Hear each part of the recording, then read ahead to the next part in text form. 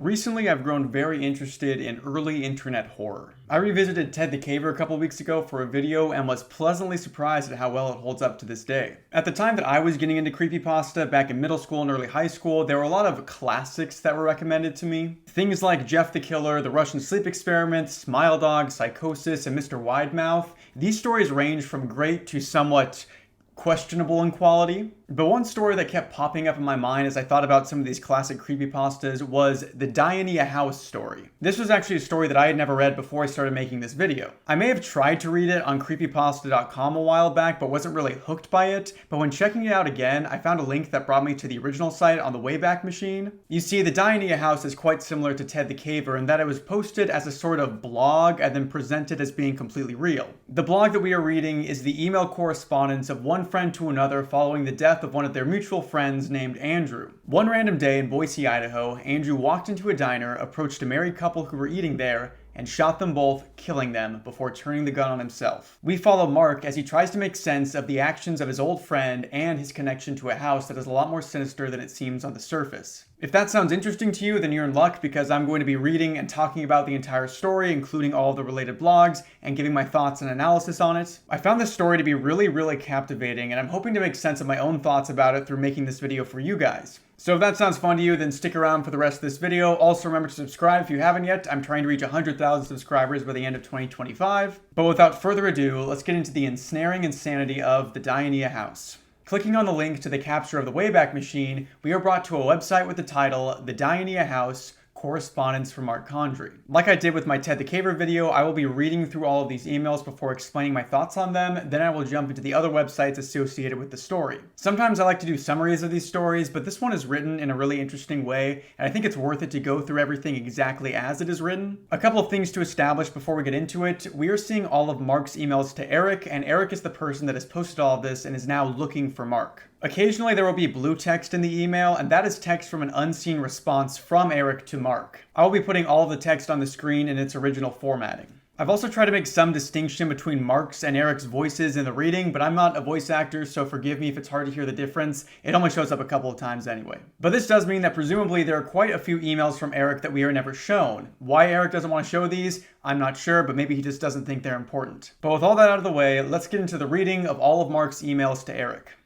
The Dionaea House. Correspondence from Mark Condrey, September 6, 2004 to October 1, 2004. October 7, 2004. Jennifer, friends and family of Mark. As promised, here are the copies of the correspondence I received from Mark over the course of the last month. For the most part, I have merely copied and pasted them from my email application. As you'll read, he requested this in hopes that you'll better understand why he did what he did. I made this site because it's the most efficient way to share Mark's emails with all of you. I'm not advertising this to anyone, but I do think it would be wise to pass this URL along to anyone who may help with the investigation. As I collect more information from various sources, I'll update this site to keep an accurate record. I'll have the link at the end of the series as well. If you need to speak with me, Jen has my number. Thank you for your patience, and again, I am profoundly sorry. Eric. Monday, September 6, 2004, 8:17 a.m. Subject, an old friend. Eric, hey man, it's Mark from Houston. The Saturday Night Gang. Feels like a long time ago, doesn't it? I found your email from your website. Looks like you're out in LA now. Cool. I remember telling you, you should be out there, doing the California thing. You still with Connie? I'm in Dallas now. I met someone who works in my building. We've been seeing each other for 2 years now. Listen, the reason I'm writing to you out of the blue is because I got this newspaper article in the mail. Maybe you got one too? It's about Andrew. You remember Drew? Travis would pick him up most of the time. Messy hair, sort of the fanboy type. I didn't remember his last name until I got this thing, and now it's really disturbing me. Do you know what happened? Did you hear about it already? Let me know if you have some time to talk. I can call you or you can call me if that works better. I'm going to see if I can track down Travis and Dave. A quick search didn't seem to turn up any leads, but maybe they just don't have websites. If you still talk to either of them, let me know. Thanks, Mark. Wednesday, September 8th, 7:44 a.m. Eric, thanks for the quick reply. I didn't mean to sound cryptic in my first email, I'm just reluctant, I guess. I hadn't really seen or thought about Andrew since he stopped showing up for game night, and that was 5 years ago. That was about the time we all went our own ways back in 1999. You moved out west, I moved up to Dallas, etc. So when I got this article in my mailbox, it caught me by surprise. And yeah, I'll transcribe the thing for you. I wasn't sure if maybe you were the one who sent it to me. I'll put it into this email at the bottom. I remember him. He was never the kid with the idea. He was the kid who agreed with yours. Slowest to get the joke, usually laughed the longest. That's Andrew in a nutshell, yeah. At least that's how I remember him. He got on my nerves sometimes, but dang if he didn't love being part of the gang. He'd ask me for some poker chips on card night or borrow dice from my bag, that sort of thing. Whenever we played Tecmo Bowl on your Nintendo, he always wanted to be on my team, which would have been fine if he was any good. I haven't heard about Travis or Dave in years. They fell off the radar about the same time you did.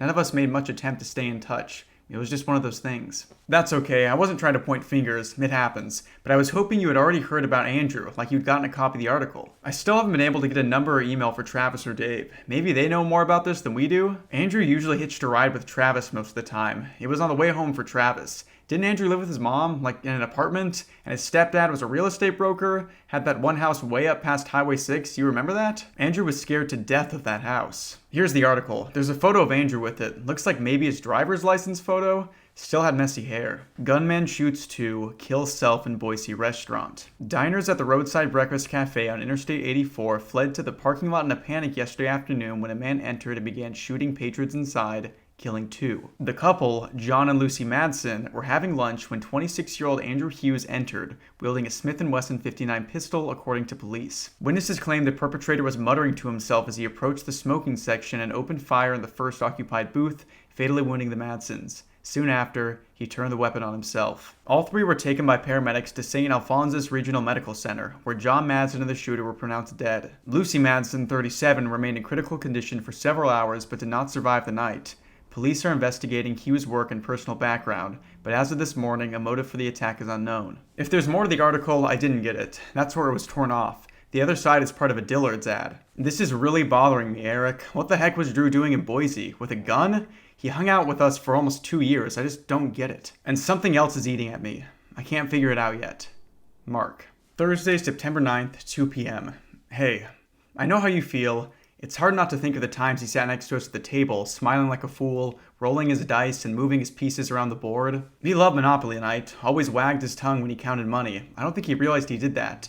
It's impossible to think of him shooting up a diner. No, but the postmark is Idaho, not California or Texas. Not sure if you've already considered this, but it's possible the whole thing is a fake. Some sick practical joke made to mess with your head. You can get newsprint paper for. Yeah, I've considered it. I didn't tell you this earlier, but I called up St. Alphonsus and asked if they had a patient named Andrew Hughes admitted in the last month. They had no record of him. I asked if it would show if he'd been pronounced DOA, and I got transferred to ER, where they keep paramedic records and info on all DOAs. They have him listed. He showed up on August 28th, died of a gunshot wound to the head, pronounced dead by ER resident at 3:14 p.m. I asked for some contact info, like a phone or address where he might have been living. I got brushed off. Told to call the police for that stuff. The hospital wouldn't give out any personal info, at least not without some signatures. I haven't called the police yet. That's probably the next step. Glad to hear that you and Connie are going strong. Sorry to sort of dump all this on you, I just didn't know who else would care to listen. Alright if anything else comes of this. At this point I'm thinking maybe Drew's mom sent it to me? Maybe Drew kept track of me when I moved to Dallas and had my address. I'm listed in the book. That would explain the logistics part. I'm overthinking things. Take care, Mark. Friday, September 10th, 2004, 3:11 a.m. Subject, thoughts and concerns. Hey again, I know it's late or early depending on how you look at it, but this Andrew thing won't go away. I finally realized what's eating at me and I need to spit it out. Do you remember what went on just before Andrew stopped showing up for game nights at your place? I do. He was gone for 2 weeks because he had a house sit for his stepfather. Mom and stepdad went on a big vacation every summer for like 10 days, and Andrew was just expected to stay behind. He usually just stayed at his mom's apartment, but that year he was asked to mind that house his stepdad owned, the one out in that old rich subdivision west of Houston. Maybe the guy had a bunch of houses. He was big on real estate, wasn't he? The guy had inherited this dog from one of his clients, somebody who moved out and didn't want to take the dog with them. I want to say it was an Australian Shepherd. Do you remember any of this? Andrew talked about it the weekend before. Dog had behavioral problems, whined, barked, scratched the door, pissed on the carpet, didn't want to be inside, always wanted to be outside. Dad kept it in a kennel except when it rained. Andrew was supposed to take care of the dog, plus a few other things like mow the lawn, that sort of crap. But Andrew didn't want to go. Dave got into that argument with him about how it was the perfect setup for a young bachelor. House all to yourself, party time, risky business, and Andrew kept saying it was too cold there for a party. Too cold. I distinctly remember that, and how he kept asking us to drive out and stay with him while he was house sitting. I don't think anyone went out there, did they? I never did. We didn't see him for 2 Saturdays in a row. Then, Travis picked him up like usual, since he was back at his mom's place. That's the one night with Andrew I remember the most. I bet it's the same with you. It was the most bizarre, frustrating night I had with the group. Andrew walked in quoting some commercial verbatim. I want to say it was a Tide ad. Travis told us he was like that in the car all the way over. Commercials, shows, movies, radio songs. The first couple of hours of gaming was like being in the room with the TV on. Then he started parroting us. He just copied something we said. You remember? Tell me you remember this. I can see it in my head so clearly. Oh, and what was his response to anyone's complaints? Okay, Drew, stop quoting Law & Order episodes. Please give the Pontiac commercials a rest. Dude, shut the F up and roll your dice. Okay. And then he'd launch into something else a few minutes later. It wasn't just that he would regurgitate that crap, it was that he could take it so far. Whole reams of dialogue that he'd somehow memorized from one throwaway TV episode, lyrics to entire songs. It went from odd to funny to disturbing in the first hour. Look, I'll come out and say it. Whatever happened in those 10 days, it changed him. He wasn't the same person after that. We all know this. We never talked about it, at least not with me around. But heck if we didn't know instantly that the person who came back from that house was not Andrew. I wrote before that I hadn't thought about Andrew since '99. That was a lie. You know the way your brain sometimes reminds you of things you hate to dig up? The ones that sour your stomach?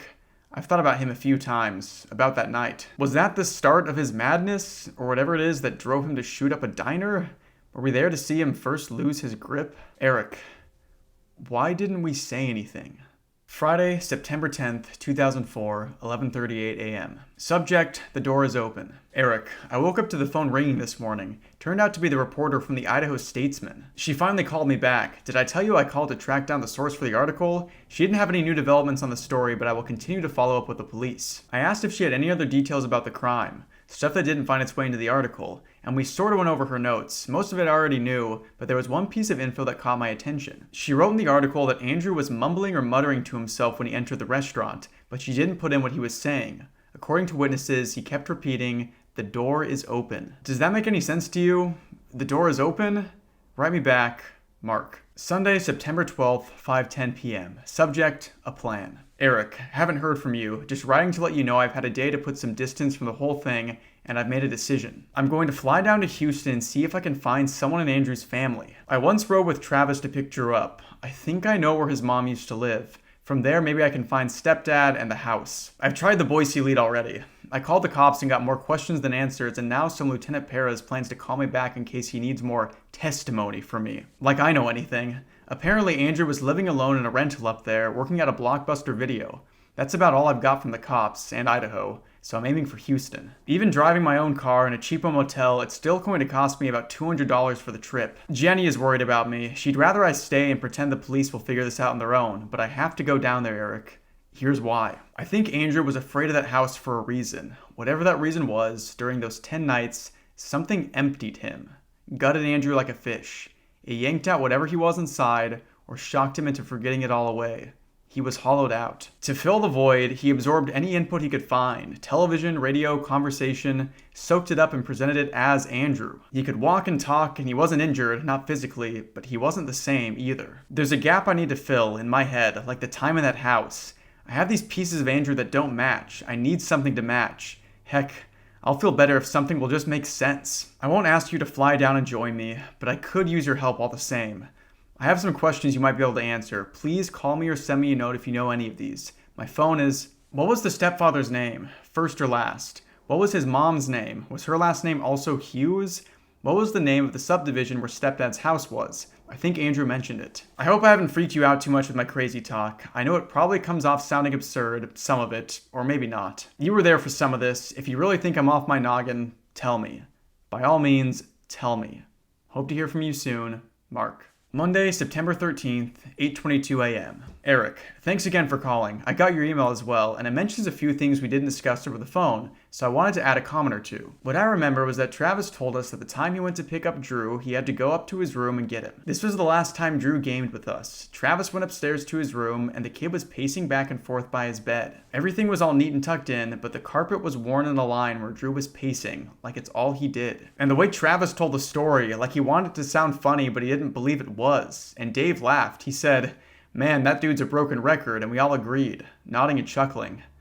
We all just let it go at that, like it was easier to write him off. But Travis was the last one to laugh. He'd seen that room with his own eyes. Go, I really would, but Connie got sick last night and she's still throwing up this morning, and I don't feel right leaving town with her like this. Understandable. You stay there. I'll continue to email you on this thing. I can't really talk about Drew with Jenny. She never knew him. She doesn't get why this is so disturbing outside of the horror that took place in Boise. That's why I keep writing you. Nobody else gets it. Hey, maybe I'll somehow find Travis or Dave while I'm in town. M. Tuesday, September 4th, 6:51 p.m. Subject, I made it. E.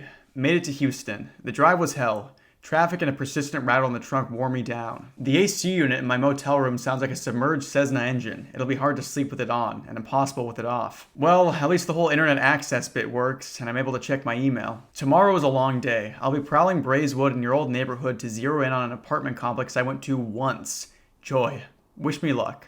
Mark. Wednesday, September 15th, 9:06 p.m. Subject, lots of stuff. Eric, great news, I have a solid lead. The whole day felt like I was pulling a string from the sand, but it's pointed me in the right direction. These emails are becoming more of a journal for me to help me log my progress. I hope you don't mind. It took me an hour of driving back and forth around the Gesner and Braeswood area before I zeroed in on the right side street. The landmarks had changed. I was 90% sure I'd found the right apartment complex, but I was still grasping air. With no name for Drew's mom and no guarantee her last was Hughes, I went to the manager's office and I just got lucky. Her name is Nancy Hughes and she stopped paying rent in September of 1999. Drew paid it for the rest of the lease term, which ended the following February. According to the note in the resident file, he paid it in cash.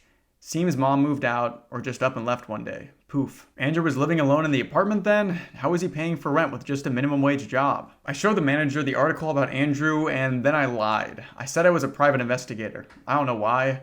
Maybe to justify why I was having her dig up rental information from 5 years ago. Anyway, she got off on it and kept rooting around in the Hughes file for me like a movie sidekick. She found something. A third-party check covered rent for December of '98. Kurt Malone. I'm thinking this is the stepdad. The manager photocopied the check for me and 10 minutes later I was calling the phone number printed with Kurt's address in the upper left-hand corner.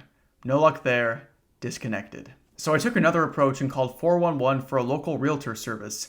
You can do a search for contact information for a specific realtor. I remember hearing about this from a coworker who'd sold his place in Graywood. Malone was listed under a little Remax affiliate office in Katy.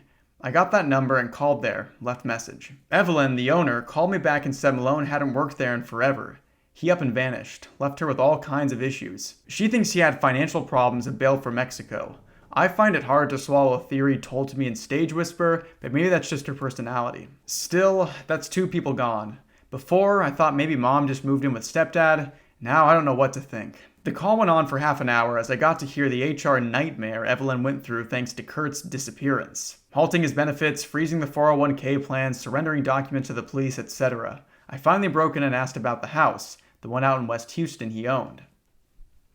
It took me another 10 minutes to answer her questions about who I was. This time I was honest and upfront with her. I guess it paid off because she believed me, or at least believed in my intentions, and she checked her records. I have an address, Eric. Kurt had his own home in Sugar Land, but get this, he was renting a house from a client, way out west, near Pecan Grove Plantation. The paperwork was curious since he was supposed to be selling this place, but the previous owners had signed off on it in multiple places like it was no real conflict of interest. She did know what happened to the house after it was seized by the bank. I guess I'll find out tomorrow when I drive out there. I'm close, man. I'm real close. Note, Mark was able to send text messages from his phone, but I frequently received them late, sometimes hour after he sent them, as is the case with September 21st messages. Thursday, September 16th, 3:33 p.m. Where are you? Call me. Thursday, September 16th, 8:25 p.m. Subject, the house. Holy.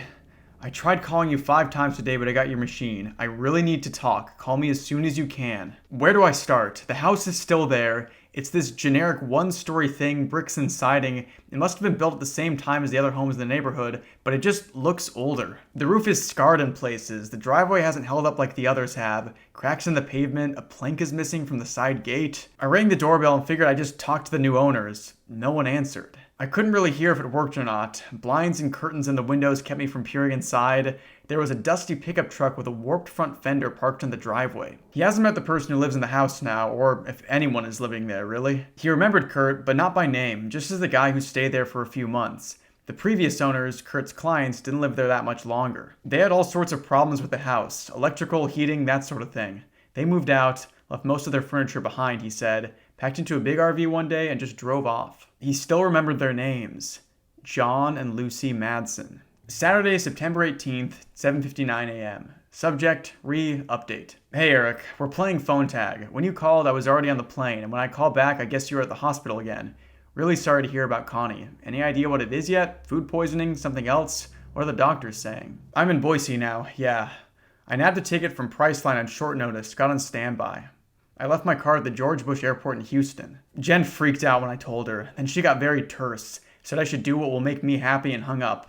What will make me happy? I don't know a soul in Idaho. I haven't slept in 2 days. I'm charging everything to my Visa and I have no idea how I'm going to pay it off. My watch stopped working yesterday. I've got this weird ringing in my right ear. It comes and goes, annoying me. I'll tell you what would make me happy. Closing my eyes and not seeing Andrew staring back at me. What are you going to do once you get there? Do you plan on telling the police the Madsen connection? Do you think that the Madsens left something in the house that drove Drew nuts and he killed them for it years later? Seriously, this is messed up. Yeah, I don't know what to think.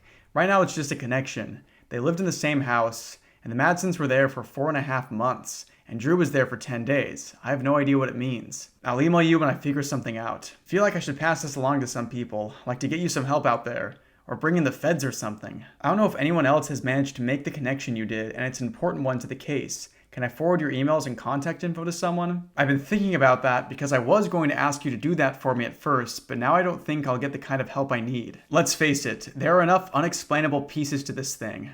I'm going to get 2 kinds of interest, nuts and skeptics. I wouldn't mind so much the skeptic, except I get this vision in my head of some guy calling Jenny, calling my parents, calling my boss at work, looking to paint the picture of a guy who lost his mind after hearing that his dead friend went nuts. I really haven't been totally honest with Jenny or my supervisor at the office, because this is not something you can easily explain. I've been calling in sick to work. I told Jenny I had to go to Boise to attend a pseudo wake. I don't want that to bite me while I'm looking into Andrew's past. Here's what you can do for me though. You can hold on to this stuff as evidence or whatever.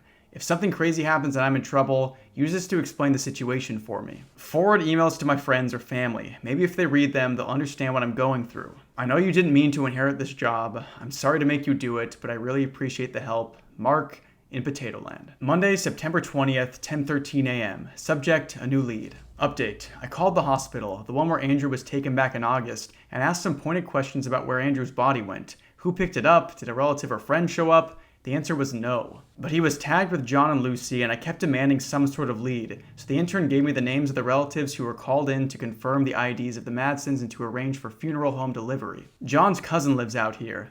I'm going to head out and meet Greg Archer, the cousin, and his wife. I'll write again from the hotel, M. Monday, September 20th, 10:40 p.m. Subject, the Archers. Back. That was strange.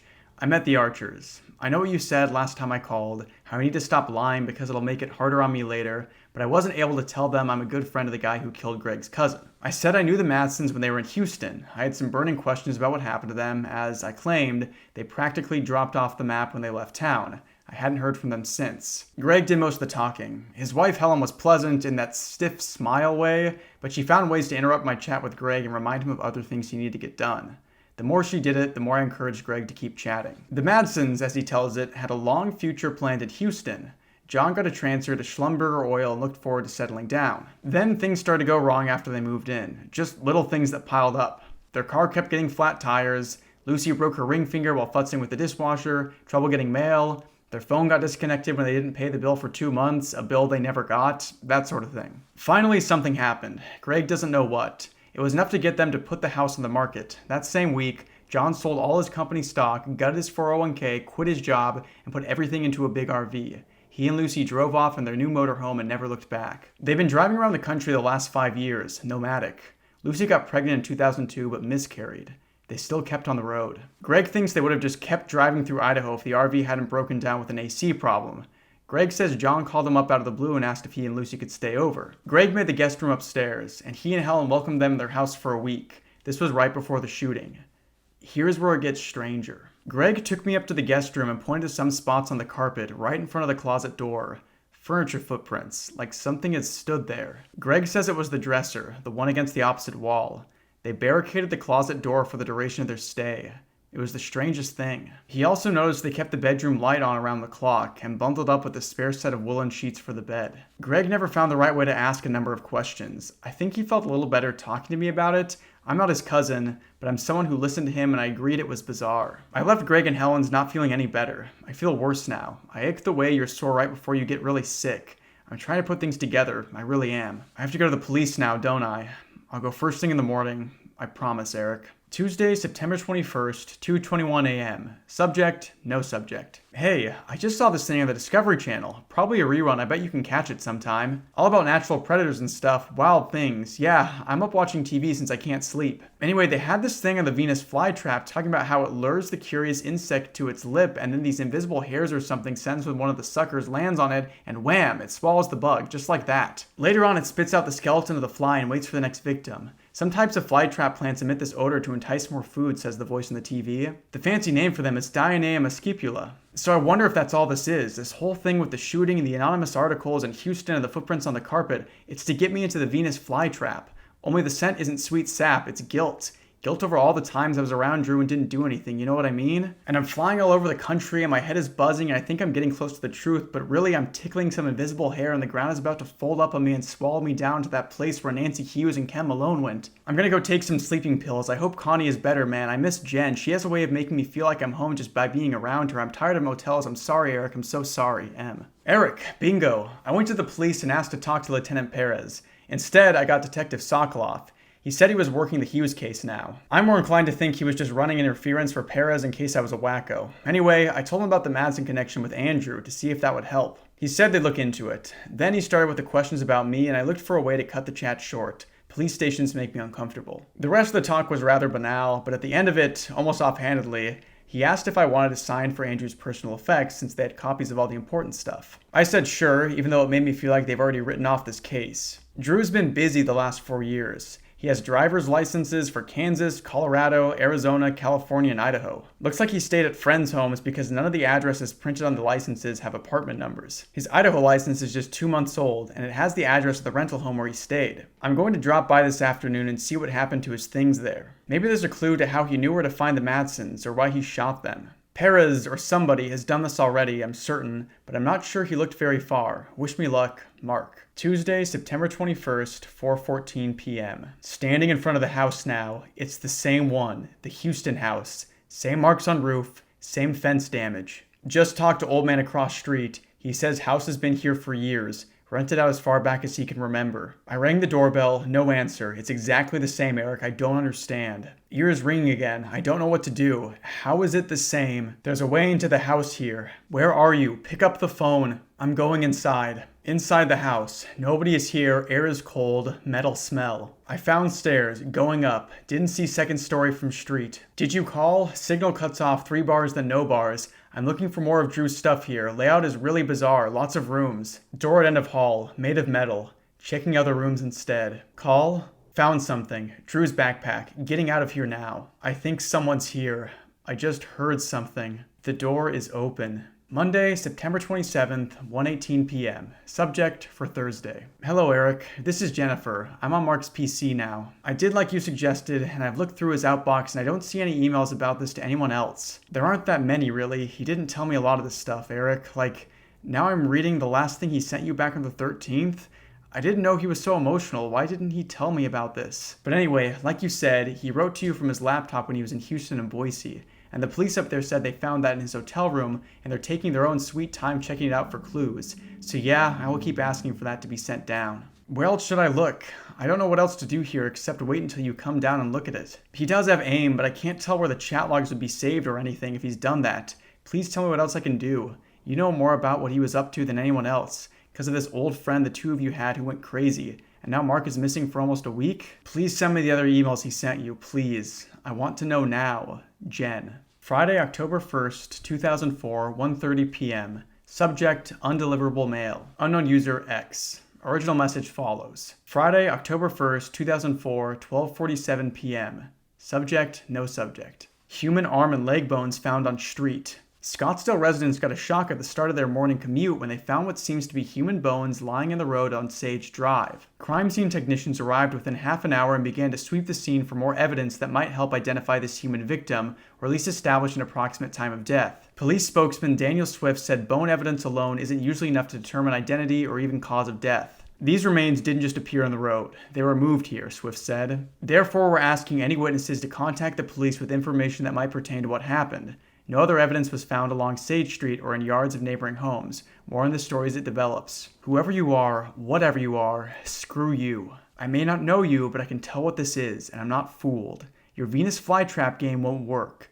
I'll make sure to warn Jenny and the others too. So nice try, but no one is falling for your bait this time. It stops here.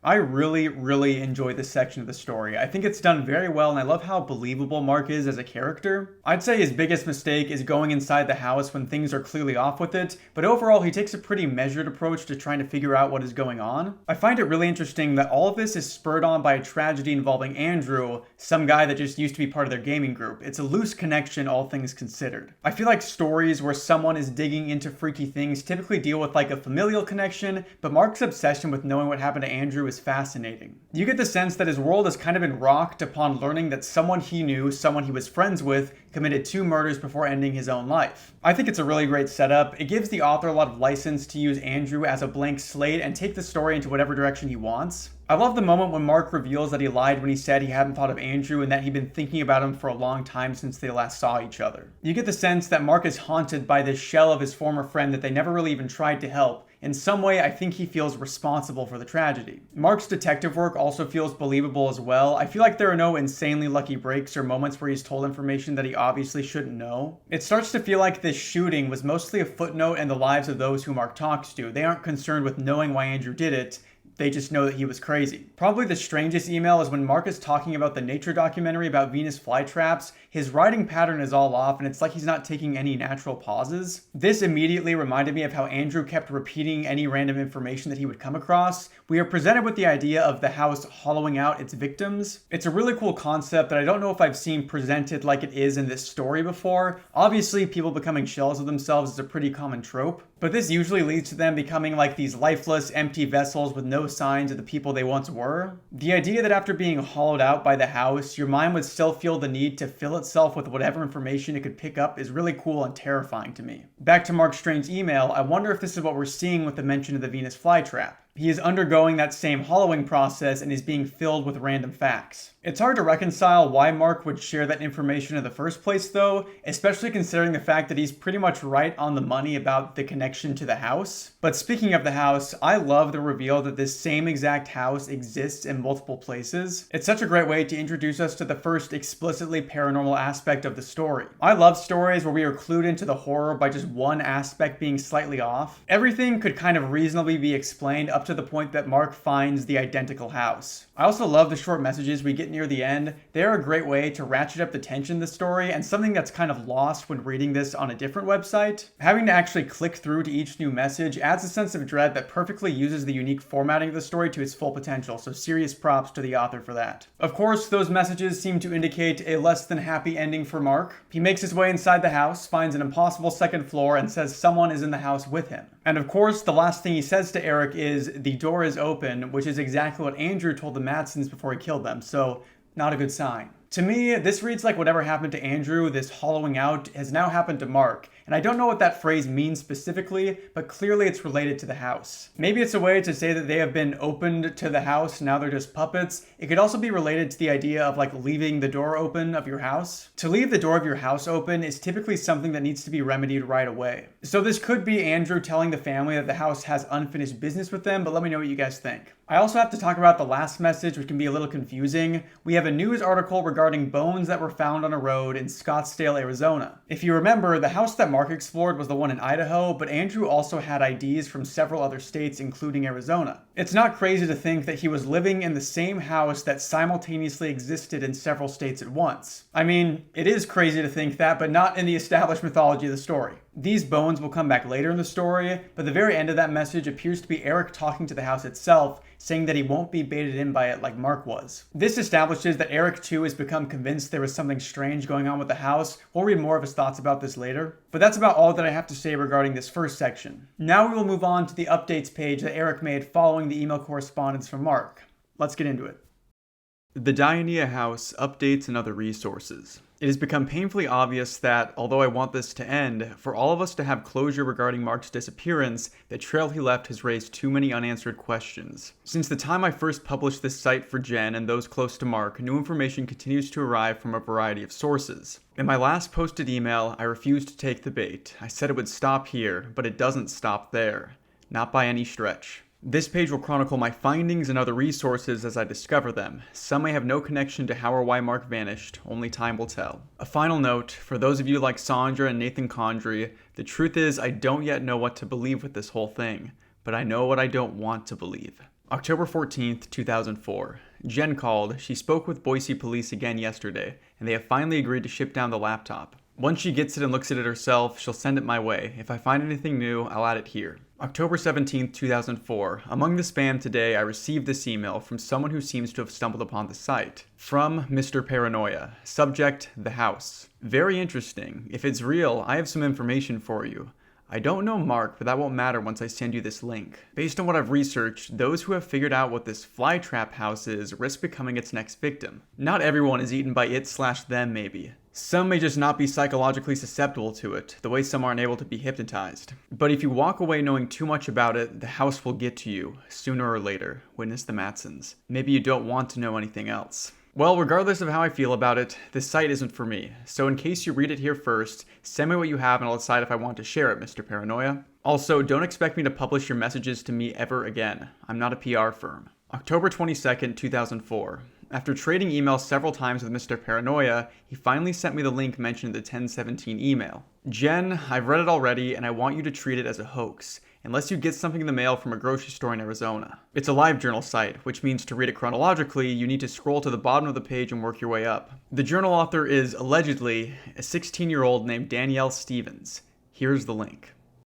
So at this point, it seems like Eric is just falling deeper and deeper into this rabbit hole. It's ironic that he said he wouldn't fall for the bait just a little bit ago. I like how he seems to be trying to convince everyone that he doesn't want to know more about the house, but clearly he does and is unable to tear himself away from it. We get a little bit of the real-world elements of this story with these people that have supposedly written to him since the initial emails were posted, and I like this a lot. It makes the story feel more alive, and I'm sure that it would have been really cool to stumble upon this randomly back in the day before we all knew it was a horror story. As I talked about in the Ted Kaver video, this was created while the whole found footage, low-budget horror boom spurred on by the Blair Witch Project was still going on. Apparently there was supposed to be a follow-up movie for this story that got stuck in development hell and never released.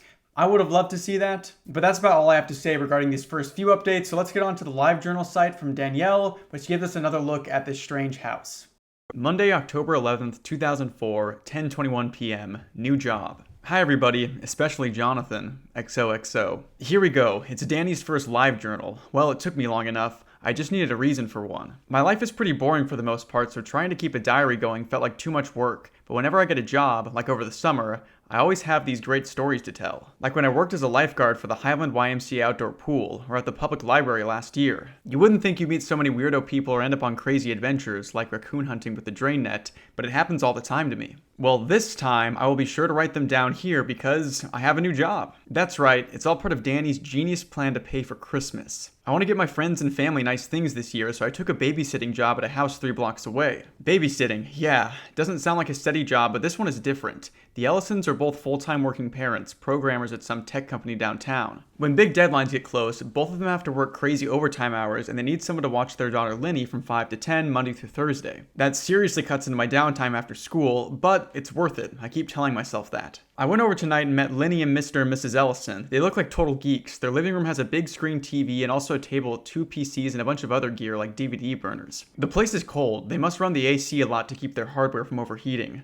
It's like that in the school computer room all the time. Linny is 8. She's quiet and shy but has the cutest crooked teeth smile. She likes Nintendo and Barbie. I think we'll get along fine. My first day is tomorrow. It's so weird to have someone's house key on my ring. I guess my references were good enough for them though. Wish me luck, XOXO Danny. Current mood, bouncy. Current music, The Killers, Somebody Told Me. Tuesday, October 12th, 2004, 10:55 p.m., first night. Whew, I'm back. First night babysitting was pretty easy. I got there a little before 5 and met Kathy. She's the one who takes Linny home from school. She has a boy who goes there too. She knew Mr. and Mrs. Ellison when they lived in Chicago and helped them find a place here. She was in a hurry, I guess, but she seems kind of rude. She told me to be on time so I don't have to wait for you. I was on time. I was early. Linny was still very quiet, but she doesn't know me, so that's okay. We played some Nintendo, and after dinner she wanted to play house. She has a dollhouse in her room. It's really cute. I grabbed a Barbie doll and started to play with her, but she told me Barbie wasn't the right size for the house. It's true too. Barbie is just way too tall. See what long legs get you sometimes. But Lenny doesn't have any dolls for the house. She says it doesn't need any because it's just a house, but I think she secretly wants some. If we get along, I may add that to my Danny Christmas list project. I gotta remember to take my jacket with me next time though. It gets way cold and I didn't find the thermostat. I was gonna say something when Lenny's mom and dad came home, but when they showed up they looked so tired. I don't know how they work such crazy hours. I just got my money and told them I'd be there tomorrow. That was it. Pretty uneventful first day. So sleepy now. Off to bed. XOXO Danny. Current mood, sleepy. Current music, Michelle Branch. Are you happy now? Wednesday, October 13th, 2004. 10:34 p.m. Bizarre. Lenny spent most of it in a room playing quietly, which was okay for me since I had to finish my Aimer history paper. I made her soup for dinner and checked on her from time to time, but when it got close to her bedtime, I heard her talking to someone, so I went back to see if she was calling to me or just chatting with her dolls. She isn't supposed to be on the phone. She was moving furniture around in her little house, just talking to herself. I think she was repeating stuff she overheard somewhere, maybe even in the house. You know how sometimes kids say stuff they don't realize could get their parents in trouble? I think Lenny was whispering, "Come on, Rick, answer the phone," and "the door." Is Mrs. Ellison maybe seeing Rick on the side? When I tucked Lenny in bed, I asked her what she was saying before, and she just shrugged and said it was stuff she heard. When I asked where she heard them, she said, around. We'll see if the plot thickens tomorrow night. Off to bed now, Danny. Current mood, confused. Thursday, October 14th, 2004. 11:02 p.m. Crooked. OMG, Lenny is a strange little girl. Last night it was weird phrases, tonight it was a rhyme or some children's song. Something about a crooked man with 6 pants, I don't know. I mean, she can be cute and smiles a lot, but already I worry she doesn't get enough attention from her parents. Well, duh, otherwise I wouldn't have this job. She wanted to go to bed early tonight. I tucked her in and she hugged me and kept her arms around me for so long. She's definitely gonna get a Christmas present from me, even if I'm not her sitter by then. I told her a story to put her to sleep, about a family of bears in a big house. I was using her dollhouse as the one where the bears lived, just improvising. So I was looking over at it and saw she had colored a room upstairs in red, marked it all up in a magic marker. I asked her what that room was and she just said, "The one upstairs. Why is it red?" Lenny just shrugged like she didn't know. "What's it for?" "It smells like cookies and candy." See what I mean? Strange. No idea what that's about. Oh, I almost forgot. On my way back to the living room, I found a set of keys on the floor in the hall, just lying there. I was like, what the heck? They weren't mine and the house keys didn't work on the doors for the house. I don't know how I missed them before. I think they belonged to Rick. Anyway, they have one of those grocery keychain cards on them, so I took them. Maybe I should have handed them over to Mr. and Mrs. Ellison, but what if I'm right and Mom is having an affair? These are to her boyfriend's place. I don't want to get anyone in trouble. This weekend I'm going to go to the store and have them scan the little key card for me to see who it is. I'll be a good Samaritan and nosy at the same time. John's little brother sacked the one on Camelback, I think. What a week. Finally I get a weekend to myself though. I'll write if I find anything juicy about the keys. XOXO Danny. Saturday, October 16th, 2004. 11:10 a.m. Keys. Well, that was a letdown. Okay, so I went and had the keychain card thing scanned at the Fry's, which worked even though they were for another place, because it's all part of a big chain of stores. The keys don't belong to anyone named Rick, after all. The guy told me they're for somebody named Mark Hondry, I think it was. He lives in Texas. I didn't get them back either. It's a policy to have the store mail them back. Whatever. Still makes me wonder what in the world they were doing in Mr. and Mrs. Ellison's hall. LOL, listen to me, I'm like Nancy Drew. Okay, off to the mall. John is waiting. XOXO Danny. Current mood, curious. Monday, October 18th, 2004. 10:31 p.m. Back on the job. What a weekend. Let's see, I hung out with John, saw the Puppet movie by those South Park guys, and went lipstick shopping because I read this article how lipstick is all undervalued now. Like, people don't wear it as often, and I love lipstick. Tonight was pretty boring. Lenny was her usual quiet self and we spent most of the night watching TV. We watched Aladdin twice and then it was bedtime. The house wasn't as cold this time, or maybe it wasn't that bad since I brought a jacket and kept it on. Oh, I burned dinner. That was frustrating because I know I set it for the right time. So I made PB&J sandwiches instead. I'm such a mom, no joking about that. I gotta tell you, this one weird part was when I was cleaning up in the kitchen after putting Lenny to bed. I heard what sounded like somebody barreling down the stairs. Only there are no stairs in the Ellison house. I think it was just the TV or maybe the garage door just makes a sound like that, because the Ellisons came in a few minutes later. Boy, they look tired. They could have used a couple Danny Special PB&Js themselves. I still don't know if I should mention finding the keys that belong to that Mark guy or not.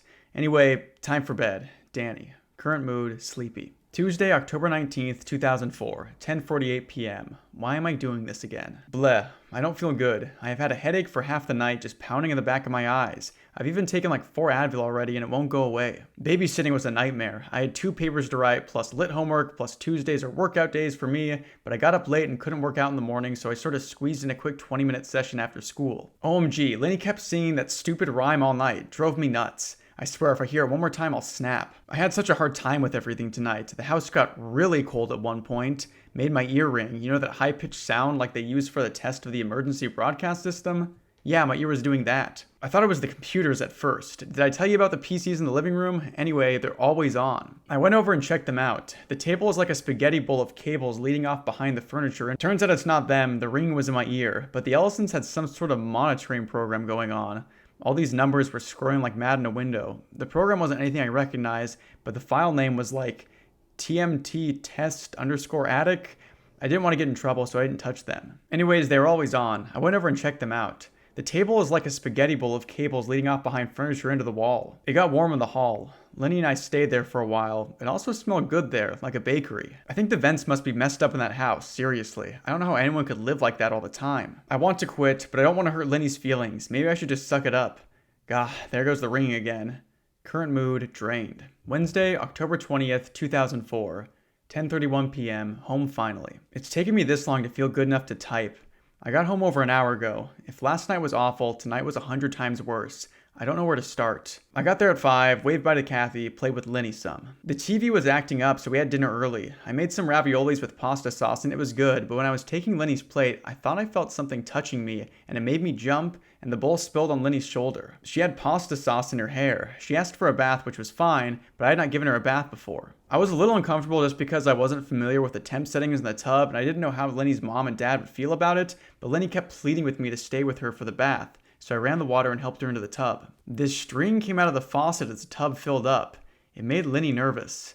I tried to tug on it and pull it all the way out, but it must have been caught on something inside the pipes. It just dangled from the faucet and floated on the water. Some of the pasta sauce had gotten into Lenny's hair, so I rinsed it out a little. There wasn't any soap in the guest bath, so I went into the Ellisons' bedroom to borrow from their master bath. That's when Lenny started screaming. I've never been so chilled to the bone before hearing her tonight. It was horrible, hearing her scream. I turned back and ran to her as fast as I could, and when I got back, she was hanging out to the edge of the tub trying to get out, and the string was wrapped around her leg. I yanked and yanked at it again, but it wouldn't budge, and Lenny kept screaming, "Get it off, get it off." And so I started to try and unwind it from her leg, but the shampoo in the water or something had made it slippery, and I started crying, and suddenly the string went slack and I tore Lenny away. She had a set of marks on her, like stripes, where the strings had cut into her skin. Later, when I went back with a pair of scissors, the string was gone and the water had drained away. We spent the rest of the night in the living room on the couch, piled under 2 blankets and pillows from the Ellisons' bed. Lenny eventually fell asleep, but I was so worried about her and confused about what happened. I was a nervous wreck. At around 9 p.m., one of the PCs started beeping like crazy. I got up to check on it. An alert had popped up. It said, period, like that. Then, the power cut out and back on again. Only some of the lights didn't come on. Just a light from down the hall. In the hall it was easier to see, but I took a wrong turn on my way back. The tiny hall and door that leads to the garage was not where I thought it was. Instead, I found a set of stairs, like real stairs, going up. And it smelled like cake, like right out of the oven. I felt so lost and strange, I can't explain it, except I didn't think the house had a second story. It's too hard to see from outside. I finally found a way into the kitchen, and from there went back to Lenny, who was still asleep. It got real cold after that. When the Ellisons got home, I told them about the bath and the other problems, but I didn't mention the stairs. Then I told them I couldn't babysit anymore. I think I used schoolwork as an excuse. They said they understood, but I could tell they were depressed about it. I'm sorry, but I just can't keep doing it. Well, Mr. Ellison asked me to please just make it for one more night, and then they would get a new sitter over the weekend to start on Monday. She paid me in advance for tomorrow, too. I didn't want to say yes. I don't want to go back. But I felt so bad for leaving them on such short notice, and really, what if it's just me overreacting, like I'm freaking myself out or something? Anyway, I told Mrs. Ellison yes. One more night. I can do this. I will come back and tell you about the final 5 hours sitting for Lenny in that house, and come Friday, I will talk about something new, like my friends Don and Kim, or how I love Starbucks strawberry cream fraps, or whatever. Just to keep me in the habit of writing here. I think I've been pretty good about it anyway. I sort of get on and start typing automatically before I go to bed. Okay. I wish I wasn't so scared of going back. I feel so empty. Danielle. Current mood, numb. Thursday, October 21st, 2004, 11:41 p.m. There was a crooked man, and he walked a crooked mile. He found a crooked sixpence upon a crooked stile. He bought a crooked cat who caught a crooked mouse, and they all lived together in a crooked little house. Red Rover, let Jenny come over. So there's actually one more entry that you can't find from the main page and instead have to follow a link that says found you, and this link brings us to Jenny's blog. There isn't really anything on Jenny's blog, she just tells us that she's Mark's girlfriend and that he went missing. Maybe this was updated later on, but I couldn't find anything on the Wayback Machine. But back to Danielle's experience in the house, it really seems like this flytrap house has gotten its hands on her. I interpret the final message as her being hollowed out by the house. We can assume it's the same house given that it shares a lot of the same oddities, notably that it gets unusually cold pretty often and unusually hot at times, and there are objects found that shouldn't be there. I love the reveal that Mark's keys were found in the house. It's clever to have her think that Lenny was saying Rick when we know that she was referring to Eric. It really seems like Lenny's family knows there is something going on inside the house. The parents always seem to be doing these tests and studying what's going on inside. Beyond that, Lenny has her dollhouse with one of the rooms painted red, and she says that the room smells like a bakery. This goes back to the Venus flytrap. Venus flytraps use alluring scents to lure in their prey before they trap them. I think we're seeing the exact same thing but in human form with this room that smells like a bakery. It smells good. We also get to see the house actively harming the people inside with this strange string that comes out of the tub and wraps itself around Lenny's leg. Lenny seems pretty surprised that this is happening, so she probably isn't talking to her parents much about what the house actually is. But then again, I'm not really sure how much Lenny's parents really even know about this because they seem to be running tests and they really try to get Danielle to stay one more night. That night ends up being the night that she's presumably taken by the house, but if the family are agents of the house, why do they seem to be relatively normal? Maybe not everyone is affected in the same way, or the family was trying to use Danielle as some sort of test subject or a sacrifice to the house. I'm not entirely sure. I also really like the Crooked Man song at the end, which is an actual nursery rhyme that I'd never heard before. It's just a creepy little detail and bit of text to kind of round things out. I'll talk more about what the house might be specifically near the end of the video, as a lot of it is given some explanation in some of these later entries that we'll read. For now, we can know that this house seems to be connected to all the other houses, or at least connected enough for Lenny to hear Mark talking when he was exploring the house. Let's get back into Eric's updates on the correspondence blog. October 26, 2004. Jen, please call me back. I know it must be driving you crazy, but do not go to Phoenix. Mark was never there, despite what the postmark says on that box. The keys are just like the article about Andrew. Bait. Please, please don't do this. Send me the laptop and we'll figure it out together, okay? I wouldn't have to put this here if you'd answer your phone. I know you visit this page regularly. Call me. October 26, 2004. Late. Lots of responses. I didn't expect this. Thank you for your support and your technical notes. At this time, I cannot involve and will not involve anyone else for a number of reasons. Please respect my decision on this matter. I will keep the contact information for the paranormal investigators and will continue to help those close to Mark as best I can. Please, no more phone calls. Connie is going out of her mind. Thank you. October 27th, 2004. Sandra, Nathan, check your email. I finally heard back from the Sprint PCS service rep today. No more account authorization hassles. He said their records show and have billed for only 14 text messages from Mark's phone on 9/21, the last one timestamped at 5/11. He's sending me a copy of the logs, but I'm not sure if they'll do us any good at this point. Awaiting the laptop now. October 28th, 2004. I've been contacted by Diane M., who says she was friends with Lucy Madsen when she lived in Houston. Hello, Eric. A friend of me linked to this site asking if this was the same Lucy I knew when I lived in Sugarland. After doing some reading, I'm convinced it is. I had no idea what happened to her after she and John moved. Lucy and I met through a little book club some mutual friends started up. We were both avid readers. Yes, she and John had all sorts of unexplainable problems with that house. I remember seeing some of them firsthand, like the leak. After reading about your friend Mark, I stewed a bit, then called up my father. I often talked with Lucy on AIM when she lived here and thought maybe some of those old dialogues would be of use to you, but they would have been on my old PC which I gave to my dad, a year ago. I went over earlier tonight and dug through the program files for any sign of my AIM chats with Lucy way back when. Dad had removed a lot of stuff, he deletes things, but I did find a scrap from February 99. It's the one I remembered, the one that made me curious to visit. No, I really don't think it's a supernatural thing. I'm more prone to think Lucy had a sort of nervous breakdown and created or imagined traumatic moments in the house. The rest of it, like your friend's experience, I can't explain, but I hope you'll find closure soon. The attachment wouldn't open, but hopefully Diane will try again. Update. I got the chat log and converted it to HTML. I don't know if Diane is still using her screen name or if Lucy is taken by a new user now, so to protect both of them from any unwarranted IMs, I've removed the numbers from the ends of their nicks. If there are users with the nicks in this log, they are not the same people, FYI. Here is the AIM chat log. Okay, so it seems like the Danielle story, the babysitting story, most likely took place in Arizona. We are told that Jen received something that was postmarked from there, those being Mark's keys. The text message logs that Eric is referring to are the ones that we read in the first section. It's those really short, creepy ones that Mark sent to Eric during his exploration of the house. These updates mostly serve to imply that Jenny is getting more and more invested in this wild goose chase. Eric is now pleading with her to not go looking for Mark. Next up, we have the AIM chat logs between Diane and Lucy Madsen. When I did my reading for these, I didn't really know what to do to differentiate the two people talking. Typically, I would just read their names out before their messages, but that would be repetitive and take a long time, so I just tried to make my voice a little different for each character. So I read Diane's parts in kind of the softer, higher voice, and Lucy is pretty much just my normal voice. Hopefully that clears things up and that comes through while you're listening. Session start. Lucy Goosey to Diane M&Z, Wednesday, February 10th, 2:24 p.m., 1999. Hey, Lucy. Hey. You still at the office? Yeah, so tired. Oh, by the way, I finally picked up that Adams book. Looking forward to reading it. Tired? Still having problems with the house. What did the electrician say? You couldn't find anything wrong. Oh, BS. Yeah, John is calling another tech today. Good for him. You want to come over tomorrow night? Grab some dinner? I'll bring Paul so the men can talk hockey. But it's not just the short circuits. Sure, that sounds nice. Oh, is it turning into a money pit? I don't know. I hear things now and then. It's just weird. Like things in the walls? Is it Orkin time? Not like that. Voices. Voices? I don't believe in ghosty, but it's like that. That's the closest comparison. Whoa, you're serious? I went to the laundry room Monday night to get an extra blanket for the bed, and I swear I heard someone choking in the hallway. It was like choking. Lucy, that's horrible. There was a weird mark on the wall there that cuts off at the ceiling.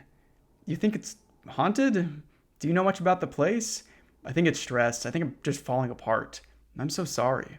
The movers and my mom getting sick and John's crazy hours at the new job working for those French oil people. It's making me all stressed out. You need a spa day pronto. But really, I'm here for you. Thanks. You're the best, Dee. Oh, and did I tell you about the leak? The fridge? No. In the master bedroom, there's a leak. Hold up, the bedroom? Yeah, from the attic. It's in one corner of the ceiling, a big stain, and it's spreading. Water damage? I know it rained recently. This is something else. It's slowly eating at the paint on the drywall. What the heck? Plumber? John went home early to meet the plumber, yeah. They searched the attic up and down and couldn't find where it was coming from. The plumber says it doesn't seem like chemicals. It doesn't smell like that. What does it smell like? Like, I don't know. Like bile. Vomit? No. More like stomach acid. This is just too weird, Lucy. I want to come over tonight. Can I come over? I'd rather come and see you just to get out. Okay, we'll go to Ninfa's. First round of margaritas is on me. Sounds really good. I gotta go now. Call you later. Okay. So not much new info here, it's just another account of the creepy house. We are told that there was bile leaking through the ceiling into one of the rooms. To me, this just reinforces the idea that these houses are some sort of connecting living organism, and that might also be why it's sometimes really cold but oftentimes really hot inside the house. Also, we are told a couple times about how the owners can't seem to find the fuse box of the house, which makes me think the electricity is being produced by this organism as well. This may just be a coincidence, but Lucy says that the plumber checked the attic for the leak but didn't find anything. And in Danielle's babysitting log, she mentions the name of a file on the computer. It was called TMP_test_attic, and my guess is that this family was running a temperature test on the same attic. Maybe they also noticed something strange coming from there. With these chat logs finished, we just have 2 more websites to visit before we can see if we can make sense of any of this. The next one we'll look at is Eric's blog called A Quiet Space. I'm going to read through all of this one as well. At this point, it seems like Eric is falling for the bait that the house has left out for him because he can't keep himself from investigating. Tuesday, October 26, 2004. Getting surreal. What the heck am I doing? I'm going crazy. Ever since I first got pulled into this whole ordeal, ever since Mark's first email to me, I've been spiraling. Now I'm struggling just to separate the facts from the fog, the real from the unreal. For weeks, I've been trying to keep his disappearance and everything trailing after that at arm's length, and I've failed. I'm an absolute mess. I don't know what to think. I can't help the Condries or Jen any more than I already am, yet I feel wholly inadequate to answer their questions. The truth is, I simply don't know. I don't. I wish I did. The one person who can answer them has been missing since September 21st, and it's possible he lied to me about what he was doing. And to make matters worse, I can't even lean on Connie. She doesn't like the fact that I keep updating Mark's site or that I'm talking to Jen in the middle of the night, but I don't think she understands. The questions she asks, they're always centered around Jen and what I was talking about on the phone. I know that tone of hers. In the midst of this terrifying ordeal, she thinks I'm cheating on her. I can't dump my thoughts and feelings on the site I made for Mark. Too many people, including Jen and Connie, are paying attention now. And when I've called Cam, he's been more interested in the crazy theories than how I'm feeling. The email box I set up for questions by Mark's family is now flooded with messages from total strangers, some of them a little too eager to help. Or maybe I'm just paranoid now. I need a place to unload all these things weighing me down, and, as I have come to appreciate so well in the last month, a place to record the events in my life. This is just for me, a little sanctuary, or maybe a confessional. Here's something I haven't told Connie yet, nor Jen for that matter. Yesterday morning when I took out the trash, I saw a man standing at the other side of the alley, over on the La Brea side. Just standing there, staring at me. He was wearing this sweatsuit like a jogger wears. It looked dirt-stained, and his hair was unkempt. I tried not to stare back. I think he may be homeless. This morning I saw him again, down by Olympic, just standing and staring at me as I drove by. I'm going out of my mind. I just know it. Strange text message. I got this on my cell phone today. The caller ID is listed as unknown, and my TXT replies bounce back. The message reads, "Beware, flesh puppet. If this is a prank, it's not funny." Wednesday, October 27th, 2004. A dose of normalcy. Good news, Jen. Not all things are crazy. I realized that today after shirking off the sense of suspicion and paranoia I've been carrying around. Maybe it'll help you too. I'm just going to rattle off a few things here. Call it a mental exercise. Call it what you will. It's helped me calm down. The car drove smoothly today. No engine hiccups. It actually rained here last night, and the air has that crisp feel to it. I walked to lunch from the office and passed by all these people who were out, people with normal lives. I stood next to a guy at the crosswalk and listened to him chat to a friend on his cell phone about GTA San Andreas. I brought home takeout sushi for Connie. She's finally able to eat regularly again, and I know she's been craving it. When she gets really excited or happy, it's like she can't talk. She just makes this high-pitched giggle squeal and claps the palms of her hands. I absolutely adore that about her. Sushi equals squeal-worthy. No sign of sweatsuit man. I think he's gone.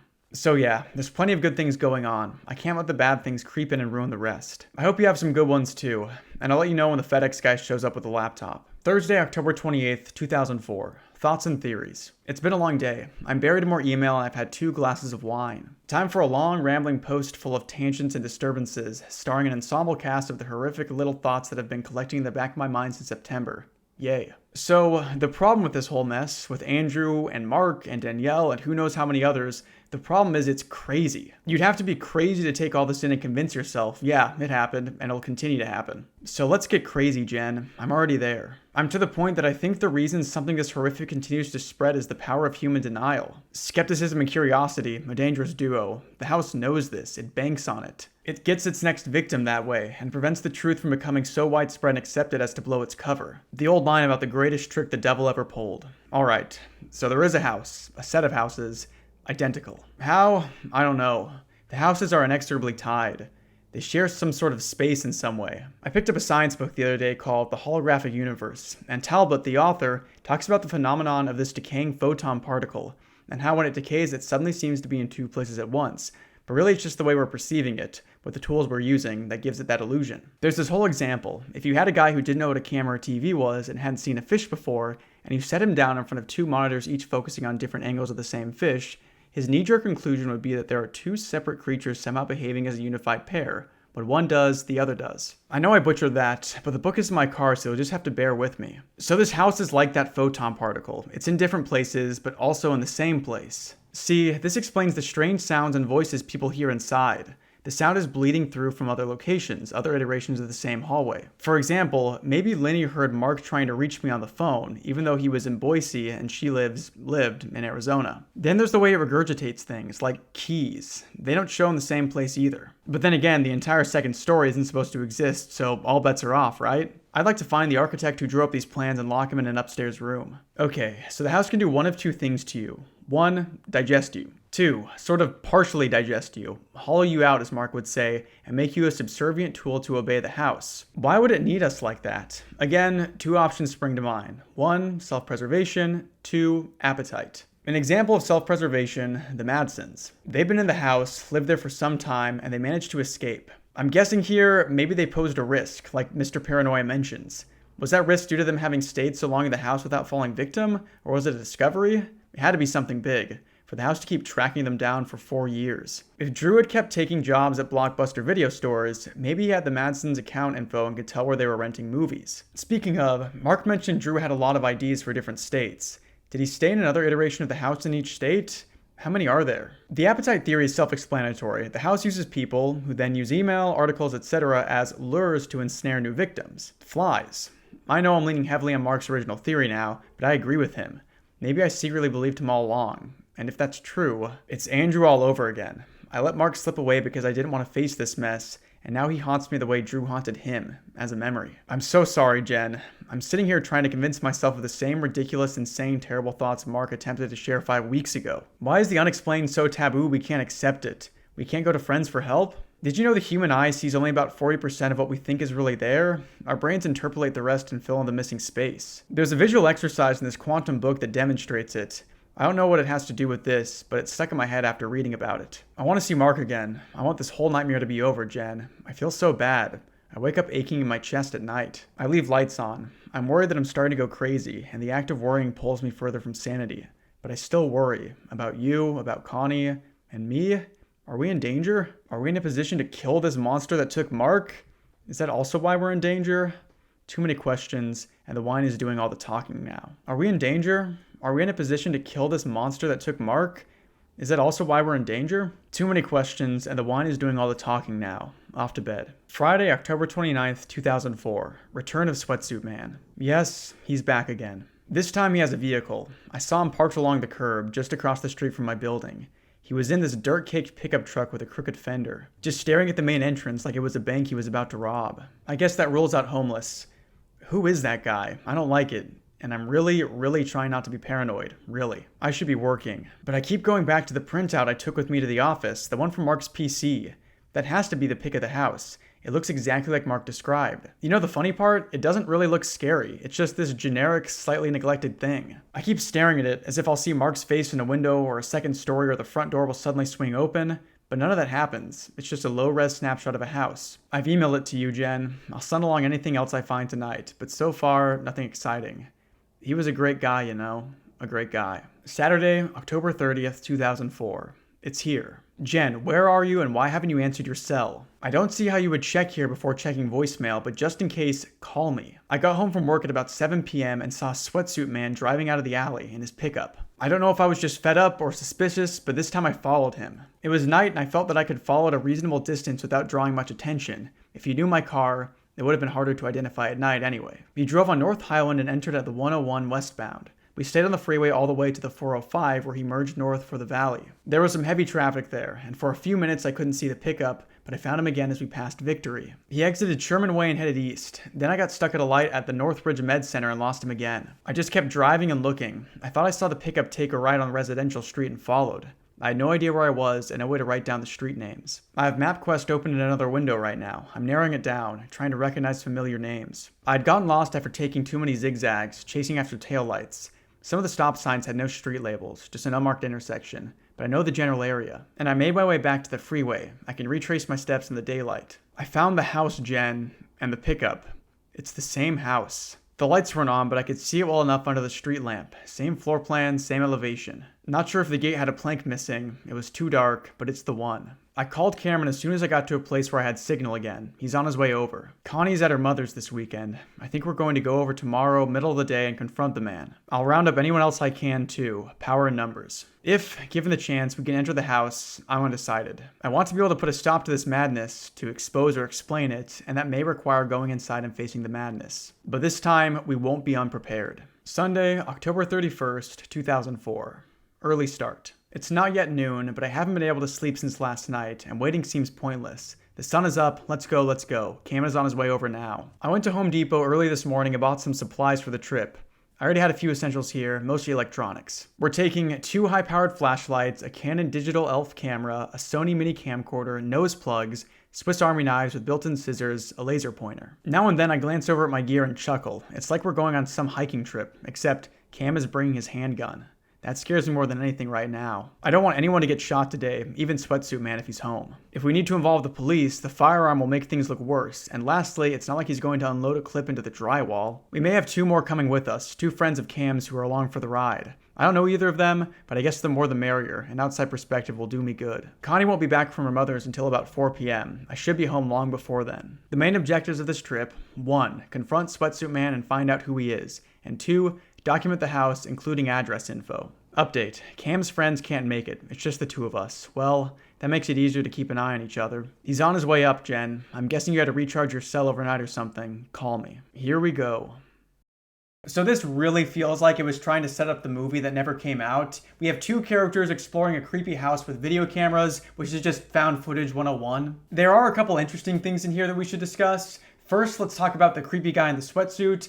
I believe this is someone who has been hollowed out by the house. Eric receives a message that says, "Beware flesh puppet," and I believe that's exactly what the sweatsuit man is. He's trying to keep tabs on Eric and lure him into the house, kind of similar to what Andrew was doing, and if that was his goal, mission accomplished. I believe Eric is right on the money when he suggests that Andrew was one of these flesh puppets and the house used him to kill the Madsons, who knew too much. He had licenses from several different states and always worked at Blockbuster in order to track them down, and it also seems like he was able to travel in between these houses. So ideally he could walk into the house in Texas and then reappear in the house in Arizona in an instant, and eventually he tracks the Madsons down to Boise and kills both of them. Then, not being of any additional use to the house, he turns the gun on himself. I think all of that makes sense within the established logic of the story so far. Eric also has some theories about the house and how it might function. I personally don't think the house needs to be explained beyond it being a living entity that essentially eats people. Just like a Venus flytrap, it has to lure victims into it, and it can't just go out and find them itself. And it seems to do this by doing a lot of things like being a well-priced, affordable house, which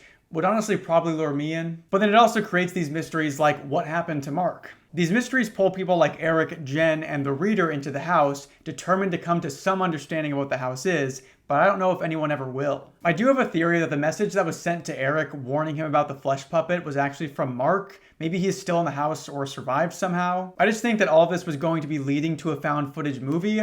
Having the group run into Mark would be a good narrative beat, so that's why I think it was probably from him. Eric's blog is pretty much where the story ends, although there is another blog that we'll look at in a second. The story starts with Mark getting sucked down the rabbit hole, and it ends with Eric in the exact same position. But before I talk about my final theories about the house and what I think of the story overall, let's read the blog of Laureen Matthews, a woman with a history with the house.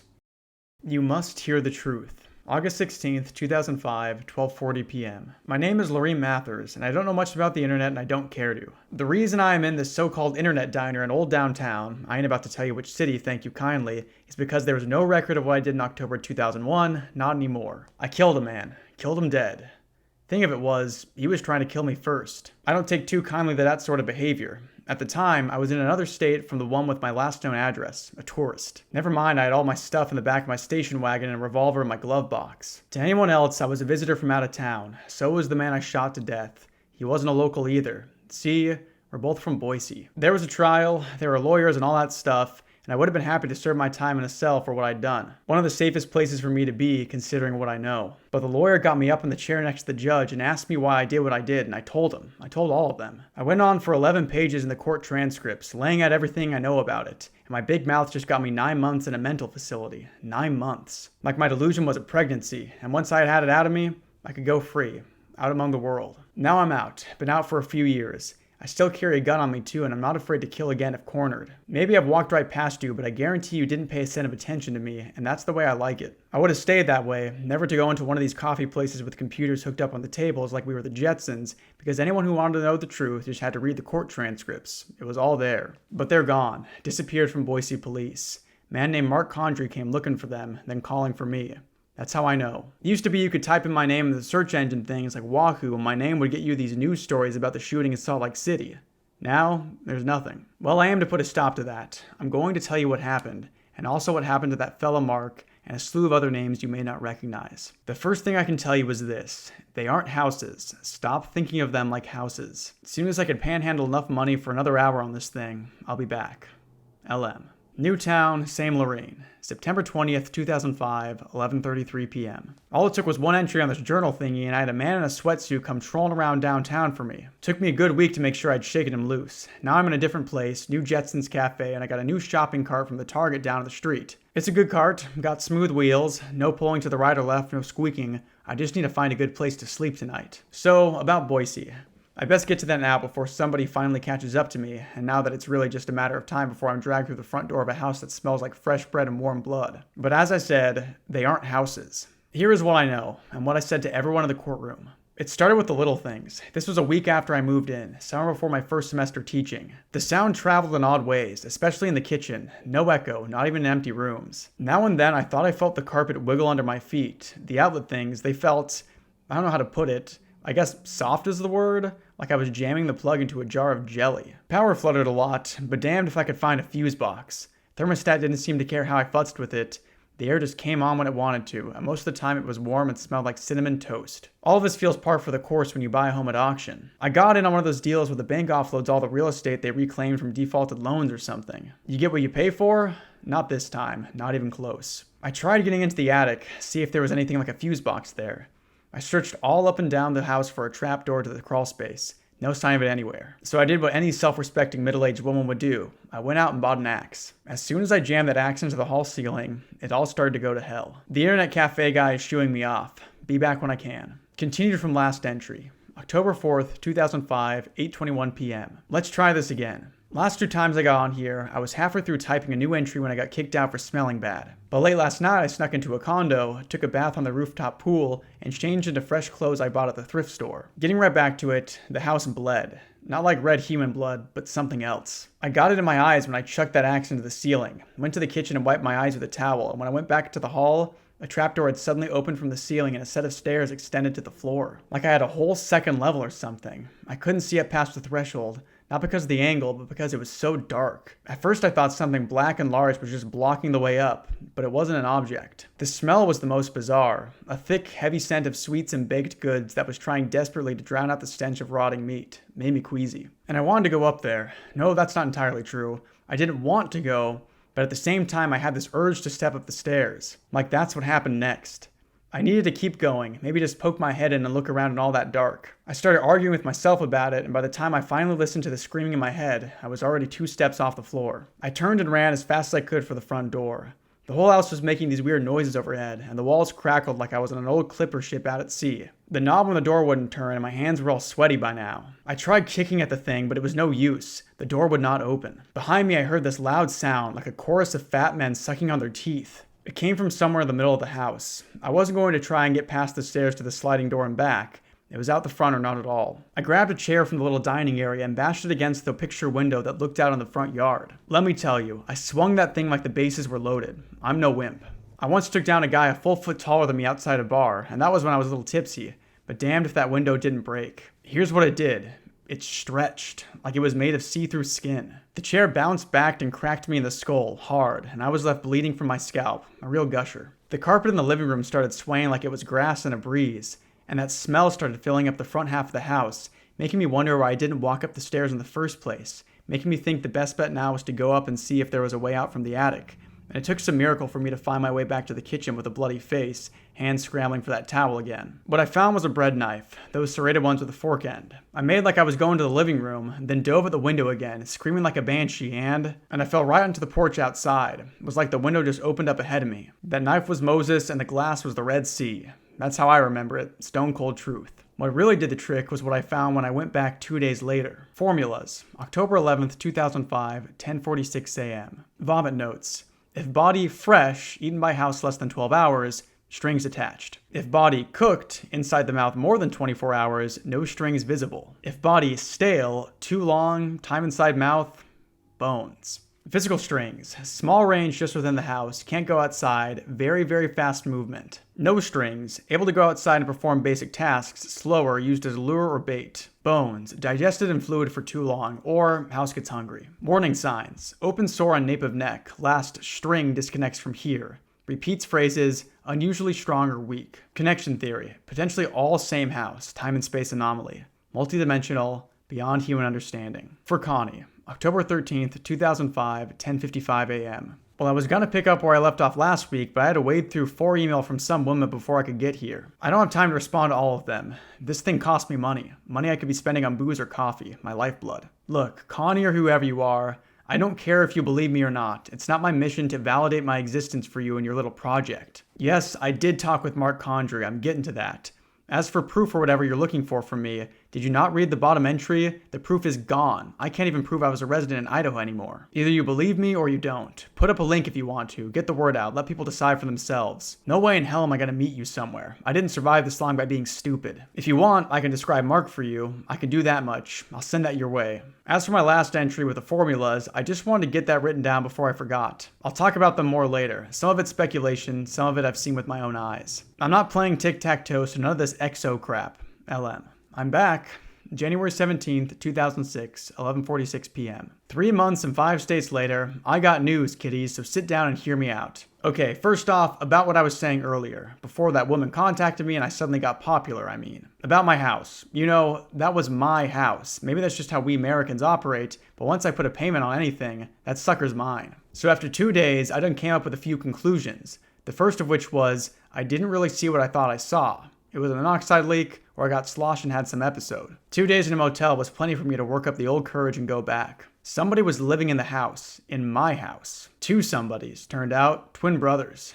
My stuff was there, at least the furniture I could see through the windows, but they were living it up like nothing was wrong. The window I thought I busted through was replaced and everything almost looked normal, but damn if you just don't know what to do when you come home and find 2 strangers living in your house. I wasn't even bothered that they could be out to kill me or something. You know what worried me? That they were going through my stuff, putting their grubby paws all over my music CDs, my underwear, sleeping under my covers. I would have stayed outside just watching them move around like shadows behind the drapes, but then this nest of blackbirds made a racket flying around that little elm tree in the front yard, and I see those twins at the window staring at me. Then the front door opened like someone was in there inviting me inside, but no one was there. And something in the Lorraine brain said, no monoxide leak, no drunken nightmare, move. So I listened and I bailed, left my CDs and my clothes and my house behind. A few months later, one of them brothers found me in Utah and I had to kill him dead. Now that I got some of that out of the way, I need to tell you important information. Enough with the history. I'm your secret agent, out in the field, getting you the files you need to stay alive. Theory. Somebody had to start building these things, right?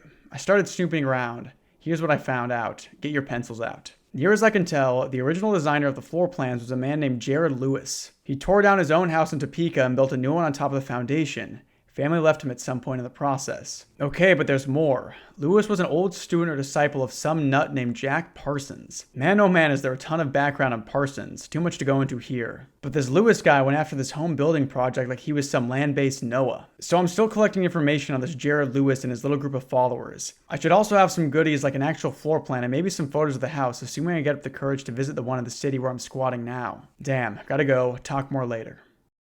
And that is all the information I could dig up on the Dionaea house. Let's talk about what we just read because I think it gives us a few of the missing pieces to this puzzle. The biggest confirmation that we get here is that this house is some sort of organic being. It seems to be made of organic material and can be hurt. This is a little strange to me because if an axe to the ceiling can cause the house to bleed, you'd think that like a thumbtack or a nail on the wall would provoke a similar response. So are we to believe that the other families that live there just never did anything like that in their houses? Were they all just command strip only households? That's the only bit of this that seems a little off to me. The rest of this makes sense for the most part. I like the bit about the house digesting people and what it leads to. We are told specifically that if the house digests something for too long, it becomes bones. And that, of course, lines up with the bones found in Scottsdale, Arizona earlier on in the story. We are also told about these supposed strings that the house attaches to people and makes them act like puppets with.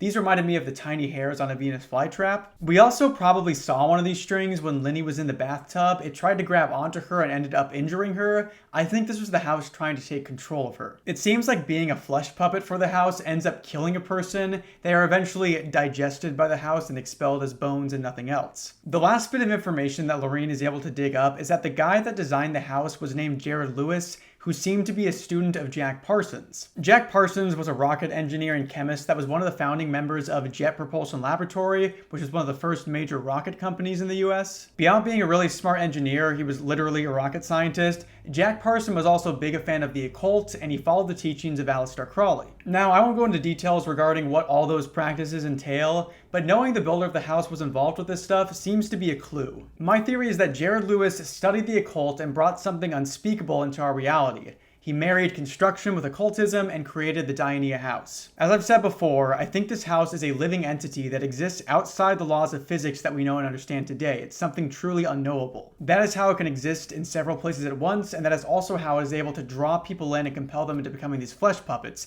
It's a god that has stumbled into our reality. That makes this entire story a cosmic horror story ultimately. We are seeing mere mortals investigate a presence that is so far beyond their human comprehension. Every attempt to explore the house or dig up information only leads to more suffering, more death, and more food for the flytrap house. And it might seem a little cliche, I totally understand that point of view, but also this story was written in the early 2000s, and I think that's a pretty neat idea for its time. Overall, I like this story a lot. I think it's way better if you read it through the Wayback Machine like I did instead of just like reading the text on the Creepypasta wiki. I'll admit that I was hoping for a little more explanation regarding the house, but I understand that the movie that was planned for this probably would have cleared some stuff up. The guy who wrote this actually went on to be a Hollywood screenwriter who notably wrote the screenplay for Arrival, which is the 2016 movie directed by Denis Villeneuve. And I may be blinded by my own personal bias, but I absolutely love horror stories where our characters are up against something that they never stand a chance of overcoming. It's why I love stories like The Wicker Man and Hereditary. I love the idea that you might think you're overcoming the horror of the situation,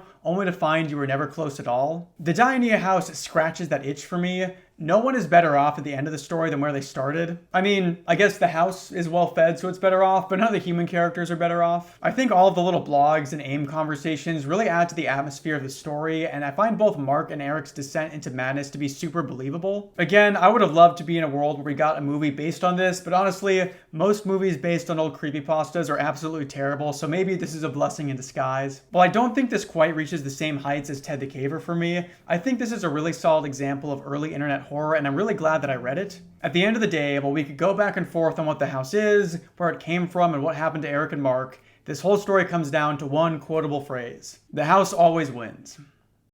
Thank you so much for watching this video. Let me know if you enjoyed my readings of each section. It seemed like a lot of you liked it when I included the entire story in the Ted the Caver video. If you have another story that you'd like me to check out, then please let me know. I'm going to be doing another more humorous critique of a creepypasta for my next video. If you haven't subscribed yet and you like what I do, then please subscribe. I'm trying to reach 100,000 subs by the end of 2025. If you'd like to support me further, then consider becoming a channel member for just $3 a month. Channel members get early access to all my videos, access to the occasional exclusive video, access to my Discord, and access to my members only book club, link in the description. A massive thank you to all my gold tier members: Amanda Mapes, Lucas Fernando, Chris Lamb, Ezra, Silent Trails, Blue Ada Media, Tyler the Leper, Vix Corner, Mishtroy16, Coco Boko, Cherry Shark, Moonson Blog, Starlight Pink, Jackson Moore, Amanda Castillon, Lexi, Arcade Link Author, B, The Official Gar, Wybab Flow, Hi, Sasso, Zapodapos, Semra, Laura Gonza, Classic Pats Games Plus, Marin M, Hexmaniac Rafa, Heat Ryan, Ben Best, Merit Elizabeth, Anexinem, Digital Fox, Issa, Uton, Sherbert, Emilio Nomura, Temple, Ellie, Jupiter Rainstorms, Junie, Maddie, Alice Hale, Vesper, Jess, Miley Bop, Abigail Wagner, Sunray Productions, Canadine, Emma Gees, Red, Moss, Maya S, Site 42, Rye Like Bread, Alicia, Chipsa, Out of the Fandom, Getty Hirsch, Maddie, FM, Basil, Robstar 3112, Freddie and Foxy, Blair Reverse, Liminal Lake, Floropause, Jojo, Yum the Epic, Spirit Hotline, Furbished GDDC, Catcher Elizabeth, Mayfield, Shruby, Litcher Something, Jazz, Homie Gaming, Sue, Bundle of Sticks, Danny, Jesse Salo, Steel Cut Oaths, Veronica Heredia, Phantoms Forever, and Ashley. Thank you all so much for the support. It really does mean the world to me. I've got some cool, unique, conceptual stuff planned for the future that I'm really excited to get working on. I started working on my next 5NAF video, which should be a good time. It's just tricky coming up with a coherent plot, mostly from scratch, so be on the lookout for that. But that's going to do it for this video, so thanks again to everyone for watching this, and I'll catch you in the next one. See ya. Take me up again, let me see the stars. Is there life on Mars? 'Cause I've run out of luck here on Earth.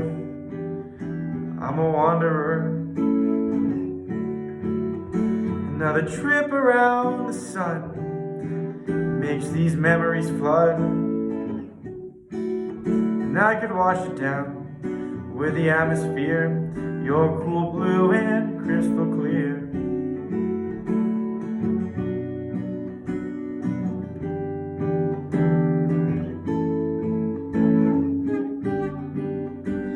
An astronaut flying above, but can't fall in love. Floating alone, brave enough to see the cosmos, too scared to say hello. And I know one day I'll be gold